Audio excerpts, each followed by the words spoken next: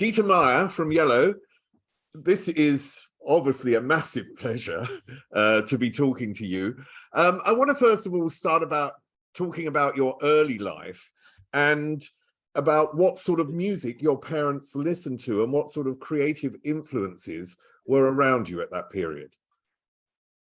Well, period is a good word, but the beginning of going to university was very strange because I didn't like it, and I did all kinds of things. Like I was a semi-professional poker player. I was traveling. I did a lot of things that were pretty useless, and I had to find myself at the beginning of my whole, let's call it, of my whole being. You were born towards the end of the Second World War, and obviously Switzerland was a neutral country, so it wasn't in the war, but there must have been, and I talked to Wolfgang Flür about this from Kraftwerk, and he talked about how his political leanings were formed because of being of that generation, and also in terms of sort of cultural aspects and so on. How was that for you? Well, of course, I was a student of law. I wasn't really doing a lot there, but I was definitely a part of a movement of people, of my friends, who did not agree with what happened in Switzerland and how big the scale was between poor people and people who were very wealthy. And basically, after all these years, we still have the same system. Maybe it's a little better for the poor people, but poor people had a very tough time at that time. And I was part of protesting against this with many different means. I had lots of street ideas that I did and so forth, but I don't want to really talk about it. It's too simple. It doesn't interest me to go back to this. I had a lot of street theater things that I did with a group of people, and that was my contribution, my little contribution, which of course was not very important at the day. At the day. Did your parents value a creative life? Oh, absolutely. They knew exactly what I was doing, and they gave me all the freedom. They were very confident that I would make my way, and there was never ever a discussion. Dieter, are you really studying the law, and how is it going, or any pushing thing?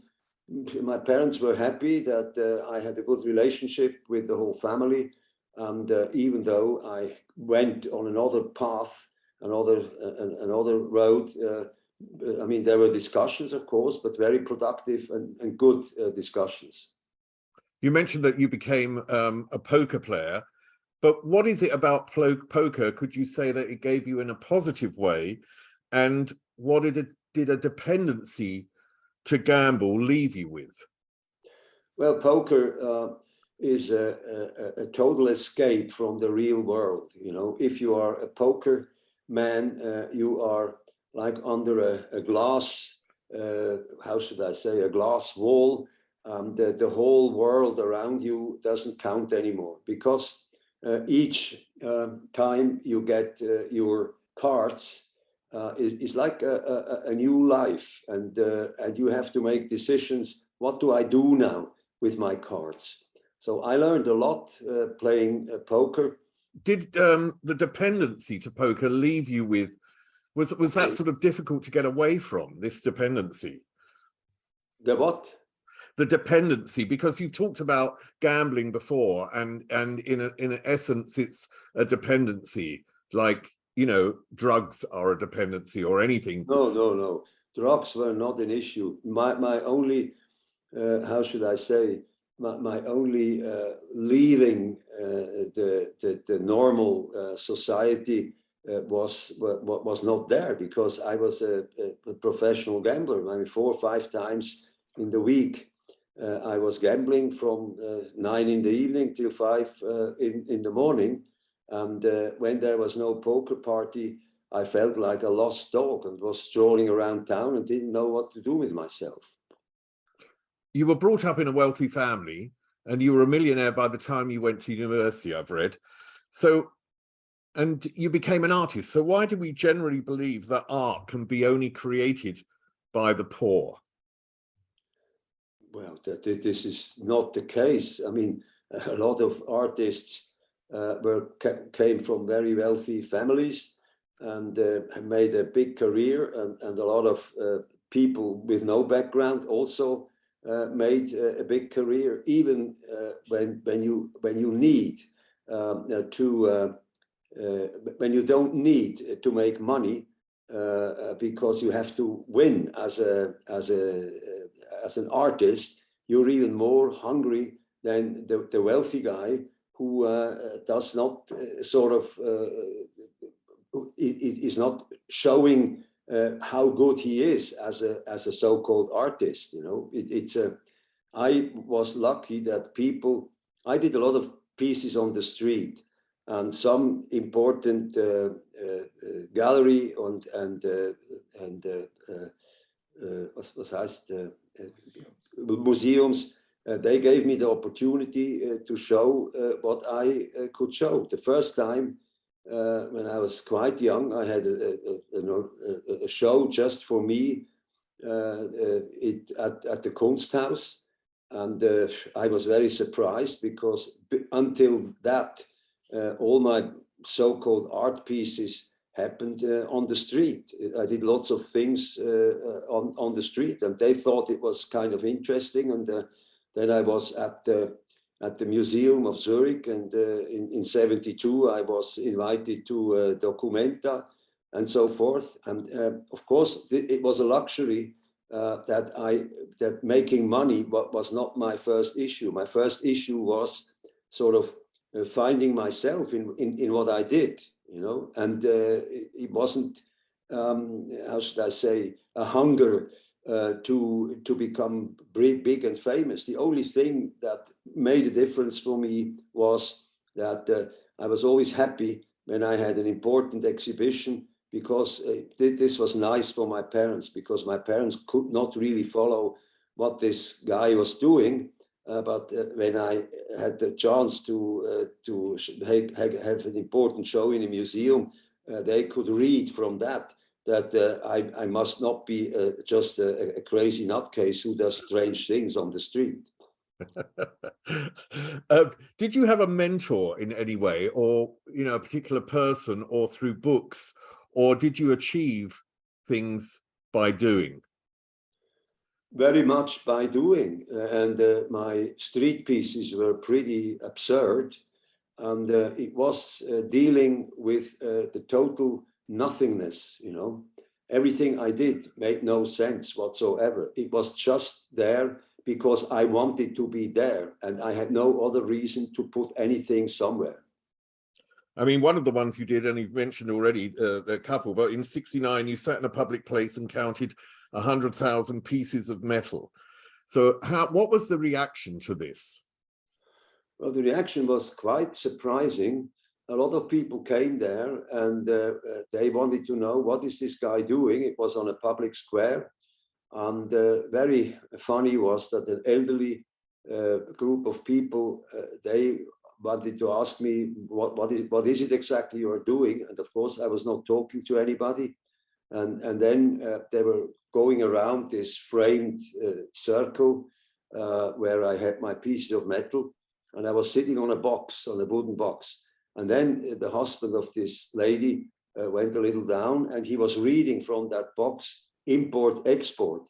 And they both were very happy that they had a solution, what this guy was doing, import, export. But of course, it was not import, export. It was totally useless, But art is a brave occupation, isn't it? Yeah, I mean, in a way, you have to be brave, yeah. But very funny it was that these street pieces I did, that they were discussed, and they appeared in newspapers, and people were sort of trying to find out, what the hell is this guy really doing? Because it was absolutely without any, as I told you, without any mission for anything. I loved the fact that what I did was just there because I wanted it to be there and for no other reason, that I had made this decision that I want to do this, and there was absolutely total emptiness and no way was something behind it. It was useless. You mentioned the art piece in Kassel, which was in 1972, and that was about returning one day to do the completion of that work. Who turned up at the station when you did return? Well, there were a lot of people. There were hundreds of people, but most people, because in the meantime, it was 72. I put this iron memorial plate, which said that 22 years later I'll be back here on a Friday or whatever afternoon, and a lot of people were reading this, and a lot of people were crossing the path there. And they were reading this plate, and it was like a memento mori. It was like be aware of when your life is over. And it was quite moving that hundreds of people came there, and they wanted to see who is this guy who promised that he will stand on a plate 22 years later. But for a lot of people, it made sense. They had to think that what is going to happen with me in 22 years. And the people wanted to, after I was over for this 1 hour, people wanted to have signed a lot of things. And of course, for a lot of people, it was also important because in the meantime, working with Boris Blank, I was a kind of a singer or an artist, a verbal artist or whatever. And a lot of people loved our music, and maybe a lot of these people, they came just to see Dieter Meier and Boris Blank, because at that time we did not perform in public. You mentioned earlier about poker, and I just wondered what art has taught you about humanity that poker didn't. Well, poker is a very honest game. And it's a mind game, of course, and it's just like any other type of work. It's not. And as I told you, it's a total escape from the so-called real world. But part of it by now is that being a professional poker player, that's a job like any other job. Whether you are working in the stock exchange or as a truck driver or whatever, you do your job, and playing poker, you do your job. That was what it was all about, nothing else. So let's move on now in terms of music and Cry for Fame. How did that track come about? It's a track that feels really way ahead of its time. Well, Cry for Fame, of course, was a little bit of a joke because I was not a professional singer at all.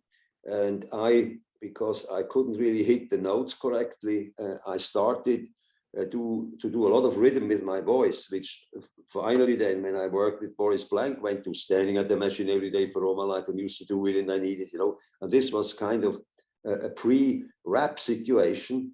And we were spearheading Boris's wonderful sounds, his wonderful rhythm and music, and my sort of minimal, I wouldn't even call it singing. I was more of how should I say, a rhythm guy, And Cry for Fame was a self-ironic situation that, I couldn't care less. I was not interested in a true cry for fame. It was just making fun of myself that we would like cry, and I was very loud on stage. I could, when I had a gig with my punk situation, I couldn't sing again for at least 3 or 4 weeks because I was just crying. But for fame was fun, But that was the track that actually brought you to Boris Blank and Carlos Perón, wasn't it? It was the thing that triggered a meeting and led you to their flat. Can you tell me about that? Well, there was a nice, very small shop in Zurich of a guy who had come into Switzerland. He was from, I think, Czechoslovakia, and he had always the best and newest records. And Boris was a fan of music, and he spent a lot of time in this little shop. And then he knew that this guy, a very nice guy, by the way, he was the first who was producing me and my punk band and was publishing it, or made a single of it. I think we made about 150 or 200 pieces. And then Boris was encouraged that something as basic as my way of singing, that he would be a much better musician. And he went to see this guy, Weisabel was his name, and said, well, listen to my music, I'm much better than Dieter Meier, I'm much, much better. And then Weibel said, well, I mean, if you're much better, but I don't want you, I produce you, but I don't want you to have a so-called professional singer. You have to have a different singer that works much better for your music than a guy who is just another type of pop singer or whatever other singer. And Boris did not like that, but it was the only way how he could produce his first single. And it was very funny how it came about. We recorded this partly in where he lived, and I was shouting so loud that they lost their flat. But then we went to a real studio and did this first thing, this Cry for Fame. But I read that you actually had to convince them that you were the right person to work with them after that. Convince, yeah, I mean, but I was not trying to be pushy, standing at the machine every day for all my life and used to do it and so forth. You know, this was a totally new thing, which much later, some years later, was leading to big success in the United States. So what did you actually think of Boris's music, and how open was he to have someone add to his style? Well, Boris was living his life inside music. You know, he was a truck driver to make a little bit of money, and 4 o'clock in the afternoon he had a free hours until like midnight every time, and he was just living. He was living his music. For him, his music was the oxygen that made him alive. You know, and of course, somebody who was so devoted since he was a little boy. Actually, he created all kinds of strange rhythms and strange sounds, and he was I call him a musical painter. And the interesting thing of his approach to this was that he did not compose something and then produce it, but like a painter, he started in the left corner and started to play. I'm translating this now into an invention. He started to produce a rose, and at the end of his process, he saw a camel on the canvas, and he surprised himself. This is something very important, that he did not have a clear idea when he started, but he was kind of thrown into his own approach, into his own music step by step. And he was a little bit like a child in a sand pit that was surprised when somewhere a little castle was suddenly visible. And he surprised himself. When I met him, he had hundreds of cassettes, because he produced a piece more or less every evening when he came home from work. But he never really played this to anybody. You know, he was maybe too shy. Maybe he didn't want it to be disturbed by his work. He didn't want it to hear or to get into a conversation whether he was good or not so good or whatever. And this made him so interesting. But he really lived his own musical life without looking to the left or to the right. He was living in his world. So in terms of what you say there about him living in his work and not looking to the left or right, how much of an equal role could you play at the beginning? Well, as I told you, I was not really a trained or very talented singer. I had a good idea of rhythm, of Boris's great pictures. You know, that was obviously an interesting symbiosis. And the most important thing was, and we did not artificially look for that, but the most important thing was that we did it our way. Nobody had ever done something, neither Boris's music nor my limited singing. Let's go on to the albums, because you've now released these 6 albums on vinyl with 12 inches, photos and memories. What is the idea? What do you want to impart with all these photos and memories and this collection? Well, this was something Boris kind of liked, and I was not really involved in that, because I'm never looking back, you know. I mean, from all the Yello pieces, hardly ever I have looked back and have listened to the music I did, but this is the case for what I'm writing, and it is the case for everything I do. I see this as footsteps, but I never look back. I mean, I go on, and for years I don't produce anything. I'm totally useless. And then suddenly some other footsteps somehow appear.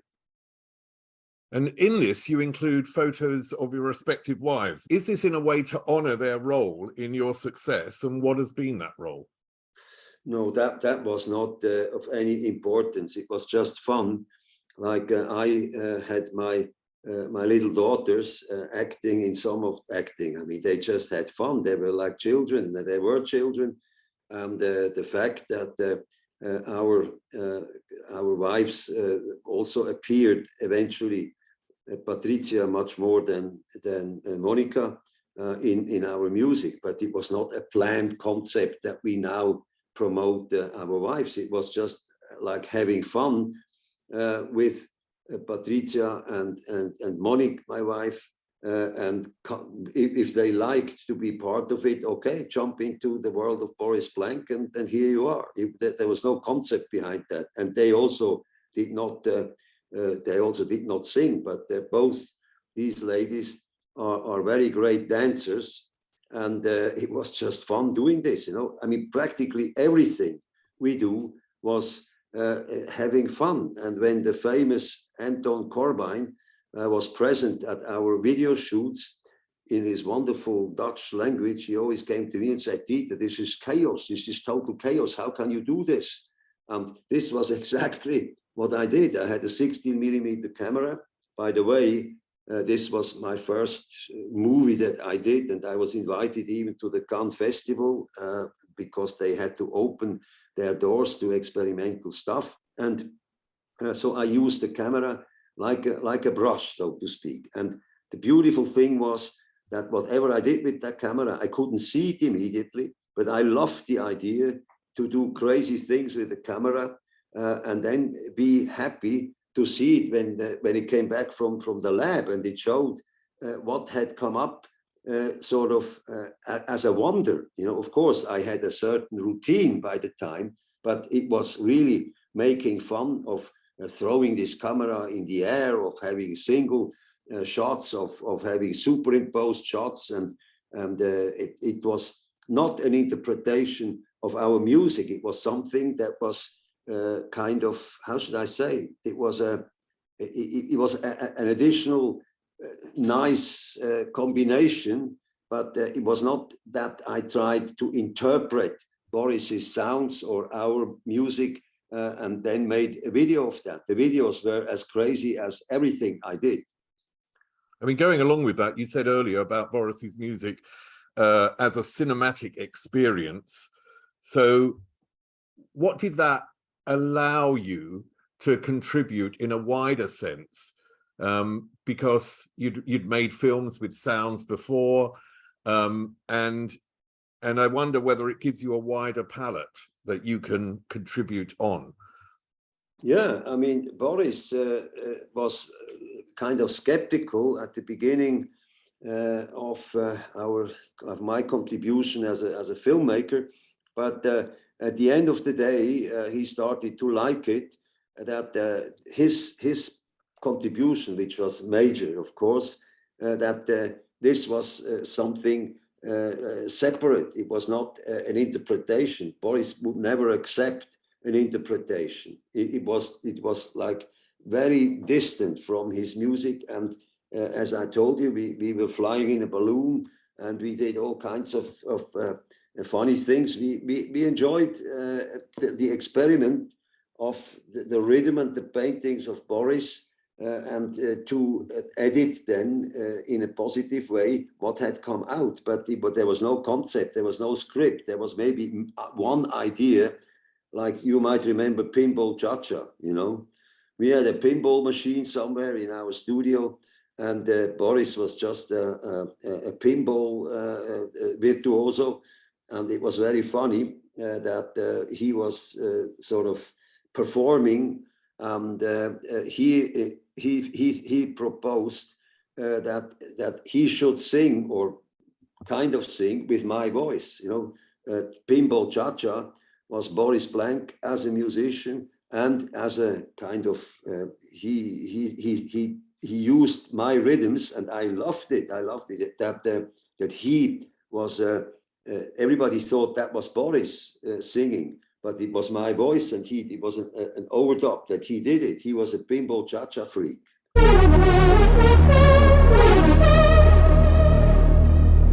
That was from the second album, but I just want to talk about the first album. You mentioned a bit earlier about Bostich, and that became a hit in the dance charts in America. How did that come about? Well, that's really a long story. The funny thing was that this Bostich, which makes no sense. Bostich in German is like when you have a machine that puts paper together. And the funny thing was that somehow one of our vinyls, and we probably produced about 1,000 or something, ended in the hands of Frankie Crocker. This is Frankie Crocker at WBLS, and he played it upside down. He had about 60 or 70 FM stations, and artist friends of mine in New York, they said, "Dieter, this is your band, right? It's Yello." They're playing it 8 times a day on each station. And the interesting thing was that this was only so successful in the Black community. And of course, immediately when we had this surprise success, nobody bribed anything to be part of like a WBLS show. You know, it was purely occasional that we ended up in that very important show for Black people. The record companies didn't have to spend a lot of money for the promotion of what we did, and everything came out of the blue. We signed quite important sort of, how do you say, we signed important deals, you know, because the record companies were happy that they didn't have to play a lot of promotion money, you know. And then they said, the guys that we had to deal with, that he wanted us to do one show in New York, or 2 shows, which we did at the Roxy, and only colored people came to that show. And well, there was a lot of really crazy stuff happening. Like, it was, at one point, there was a total cut of power. Everything was dark. Boris was afraid what had happened. He jumped like under his synthesizer. And it was a very funny situation. For about 5 minutes, there was no electricity anymore, but we somehow finished. And the second show was, yeah, quite okay. And when we walked out, it was like in the middle, like a boxing ring, and we were protected by big colored people. And the other guys, they came up to us and they always said, "Oh, we love it, pizza, everybody pizza party, everybody pizza." They understood, instead of everybody needs somebody, they understood everybody pizza party. And out of this misunderstanding, this became a huge hit, because nobody would sing a song like "everybody pizza party sometimes." So this was crazy for these people, but it wasn't pizza party, it was everybody needs somebody sometimes, you know. So there's a lot of coincidences that made Yello like a successful band. How have you maintained a Yello sound over the years when there's been so many electronic bands that have come after you, yet from the first notes of Yello, from your voice, obviously, it's so identifiable as Yello. So how have you maintained that sound and as a different sound from everything that's come after you? Well, this you should ask Boris, who of course was always, how should I say, who was jumping into his own world and was surprised what was happening. You know, this is why the process for him as producing an album always takes so long, because he jumps into the same sand pitch maybe 100 times until he is happy to release it. And I'm the total different guy. I'm like, for example, in Standing at the Machine Every Day for All My Life, and most of the other songs, it took me maybe an hour to write the melodies and the lyrics, not even writing it down, just improvising a lot of it. And when it was okay, it was okay. But I always surprised me that something came out. And also I used my voice, of course, for different sounds, like, oh yeah, you know, oh yeah, chiga chigas. And this, I was like a chameleon, you know, that because I could do with my voice a lot of things. I could use my voice like an instrument, you know. I was never a great singer, but obviously the special way I did it was accepted by a lot of people. They thought it was very funny. Oh yeah, chica chica. How much do you think the contribution of yours to the visual image of Yello has helped maintain the unique identity of the band? We never had a problem. I mean, as I told you before, we were always surprised, especially when Boris confronted me with his fantastic music. We were surprised like little children who loved to play, and suddenly something was there that they liked, you know. And we, as I told you also, we had really a lot of fun. Boris in his own way, you know, building his sound castles, and Dieter as a speculator, what he could do, what happened to him when he was performing. It came to a situation when Boris went to have lunch, and he just allowed the sound running. And by the time he was back, I could propose some, I wouldn't even call it lyrics, but some sort of sounds to him. And especially this Standing at the Machine Every Day for All My Life, Boris thought at the beginning that this was absolutely not what he expected from that sound that he had created. And at that time, I only had half a tape spoor, you know, and when Boris was not happy with it, we had to erase it. It was the time when a singer always had like very little room, and then I insisted that I didn't want it to erase it because it was a lucky punch. And the sound engineer, whose job of course it is not to comment, but he said, Boris, this is quite funny what Dieter did here. And this is how Boris then went home and said, okay, when you don't want to propose another melody or another song, then my day is over. He took the cassette and went to all kinds of different bars, and everybody was mesmerized by this track. And finally, Boris believed that it was not so bad to erase it, you know. But that was actually one of the few times that Boris was really not happy with my so-called singing. And this was, of course, one of the tracks that really made a big band out of Yello. The album You Gotta Say Yes to Another Excess was the last album to feature Carlos Perón, and you haven't really mentioned him yet. But was there a struggle for expression within the band at that time? I never realized that. And Perón, Carlos Perón, he was more like an early type, how should I say, a friend of Boris.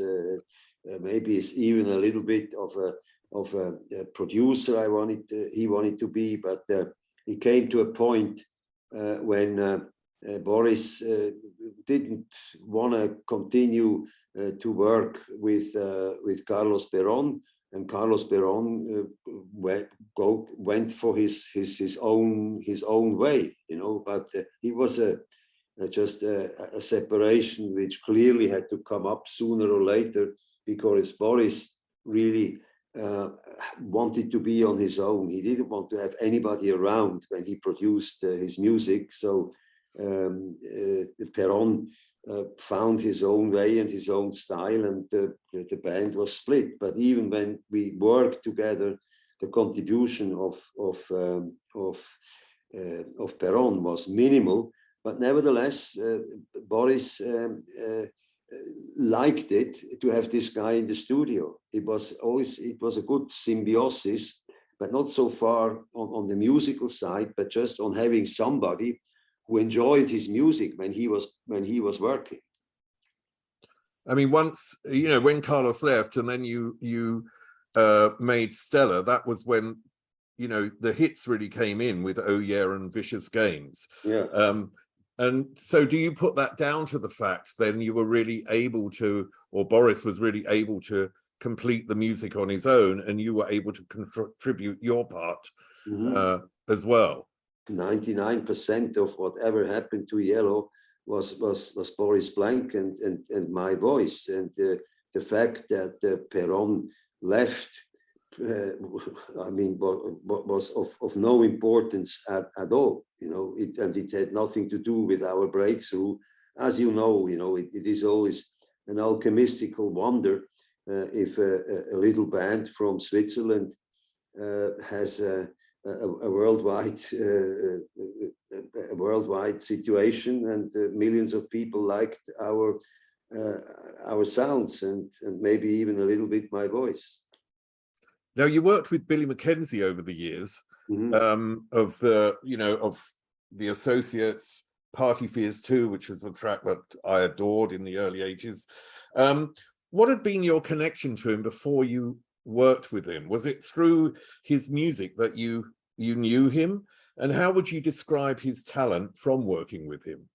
Well, his talent was enormous. He was probably the nicest voice of pop music of all. Yeah. And our manager at that time in England, Ian Tregonning, he was kind of a friend of give me the name again. Billy MacKenzie. Billy MacKenzie.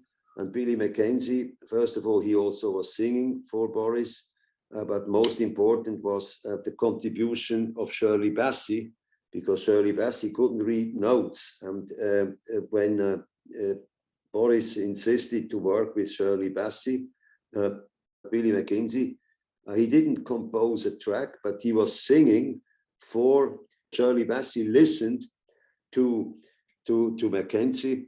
And I was coming back from somewhere in Europe, and by the time I was back home, sort of 1 o'clock in the afternoon, the whole song was already done, and Shirley had sung about 3 or 4 absolutely beautiful versions. And to this very day, I still like her song, and she still performs this song in her shows. Yeah, no, it's an absolutely beautiful song. On the Flag was The Race, which was an 8-minute track. And there was a video that was created of stock footage. Can you tell me about that video that you created and the attention that you were trying to get across? Well, again, it was totally improvised.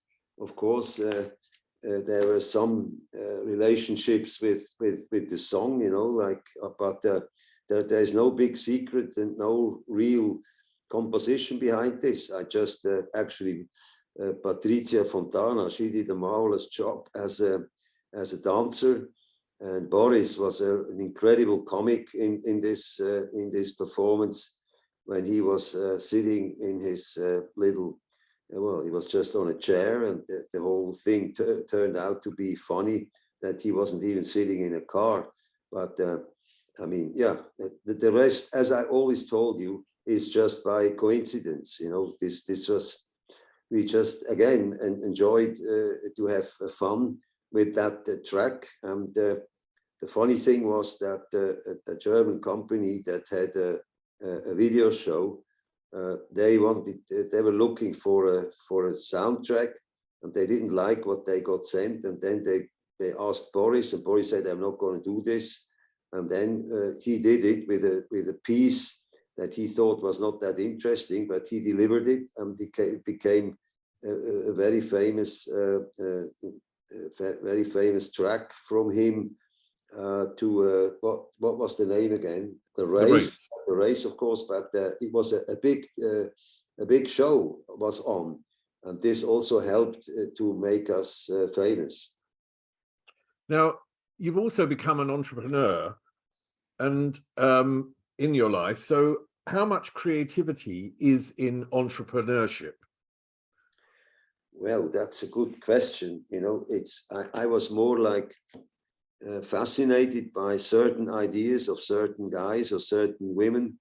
And when I thought it was interesting, I started to collaborate with these people. Sometimes it was interesting, and sometimes it was just something that once you are in that, once you, I produced the first Euphonix console. This was the first fully automatic console.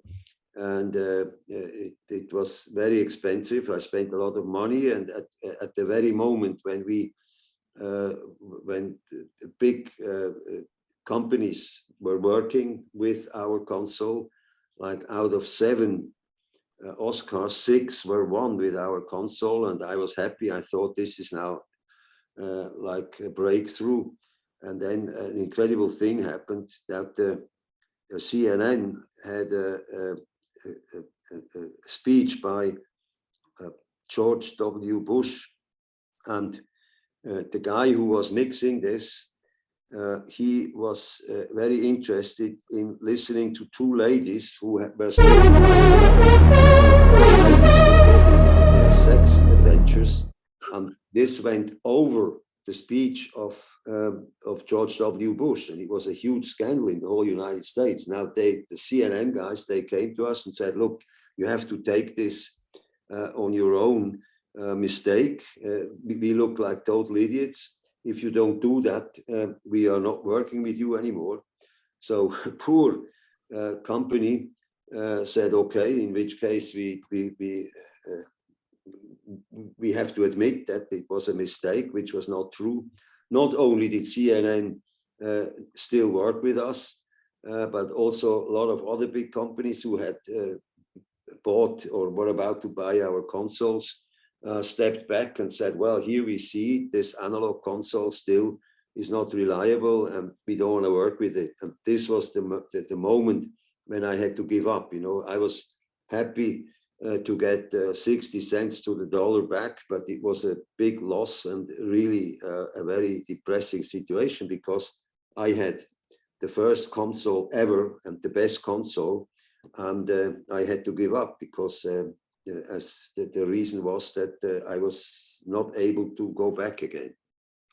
So then what has poker given you in terms of your entrepreneurial dealings? Well, you know, poker is like when, how should I say, poker is poker. You know, each time you have a new hand, you can play your game, and it's a new world you get each time in poker. But if you are an entrepreneur, like now, I created a big chocolate enterprise, and once you say yes to this, there is no way back. You know, in poker, you have a new hand every 3 minutes, you know, but if you are fascinated by the cold extraction of the cocoa bean and you make a much better chocolate, then there is no way back. You know, there is, you have to follow up even when things get difficult. I had all kinds of very tough situations with that. Now, we are happy to, after 3.5 years, have this factory done. And some of the big players, like from Starbucks and like from Barry Caribout, the biggest players, are very interested in us. And Howard Schultz even allowed that I could have in his roastery center a first test of what this chocolate did. And the chocolate did very well. And now we have another big or two big chances in Manhattan. And if this works out as well, then I'm happily sort of invited to produce my chocolate for 5,000 or 10,000 people. It's amazing. I mean, everyone I talked about when I said I was going to interview you mentioned Yello's music and chocolate. So I think you're definitely onto something there. The process is something that doesn't heat the cocoa. Is that correct? Yeah. The old way to produce chocolate is they use a lot of materials that come from outside. That nothing is natural. The butter is just absolutely no flavor in it, and the product is an artificial product. In my case, I have everything from the cocoa bean, even the pulp that is inside the cocoa fruit. I use this to give more sweetness in it, but of course it's much better, this kind of sweetness, than all the other sugar bombs that are being used. And the industry at the beginning, they were laughing at that, what I was doing, because they did not want to change their approach in factories. But once they heard that I'm close to Howard Schultz and that he said, Dieter, your product is absolutely outstanding, we are in business, they didn't take me seriously. But now they come my way and they ask, could we do this and that, and could we work together? And I have 1 or 2 companies with which I work, but let's see what's happening. But I also had a very difficult time. It was really tough till this whole machine was working. I hope I pronounce this right, but Hoyo de Agua, your ranch in Argentina, what impelled you to start that, and what does it give you on a personal level? Well, even as a little boy, I worked as a farmer. I loved it to be helpful for farming on the Lake of Zurich. And my dream always was to have a big piece of land and to produce organic products. And in '96, for a long time, I couldn't go to Argentina because of this very, very bad time when they had the dictatorship of these crooks and murders. They murdered dozens of people who were like not following the gangsters. They were true bad people, and I couldn't go there. And in only '96, I went to Argentina again, and I found a first situation with 2,500 hectares and a very beautiful old rundown house. And this was exactly what I was looking for. Over the years, I renovated that house and I was able to be a little profitable. And I then started also with grapes, and I started with nuts. And in the meantime, I have about 60 or 70,000 hectares with all kinds of products. And this is for me probably the biggest joy of whatever I did. It's so fantastic when you see things growing and you're doing a good job because you're honest and you have no chemicals and all the rest of it. For example, at the Rio Negro, left and right, there is it's a very dry area. Nothing really grows there, but you can take the water out of this wonderful big river, and on water channels, you can bring the water to the trees or to the beans or whatever. It is a very big and interesting adventure what you can do when you build your channels, or sometimes you even pump the water out with the solar panels. We take the water out and we have wonderful water there and very, very good products. And I'm totally happy that I can spend the next 2 or 3 months of the year in Argentina. And I'm happy when my chocolate company now does a good job. But by the way, my eldest daughter took over the business, and she's a very precise and a very nice person. And I can give this to her and she will do a great job. You're a very wealthy man, but what does wealth mean to you? First of all, I'm not very wealthy. And second, it is, as I told you, not different from my way of music. I'm just interested in finding new ways. And when I see something that could be interesting, I dive into that, and I have to do it. You know, it's not that I want to be a rich man. It is when I make money, I invest more money to have more land that is being productive with organic, 100% organic situations. So that is what makes it. I could have stopped working whenever, you know, but it was never the issue that I would do it as a matter of having a lot of money. You mentioned the word coincidence quite a lot in this interview, and I know that is an important thing in your life. And I want to say at the end that I'm very grateful that there have been so many coincidences that have led you to have the life that you've had, because you've contributed so much to popular culture, which has been part of all our lives.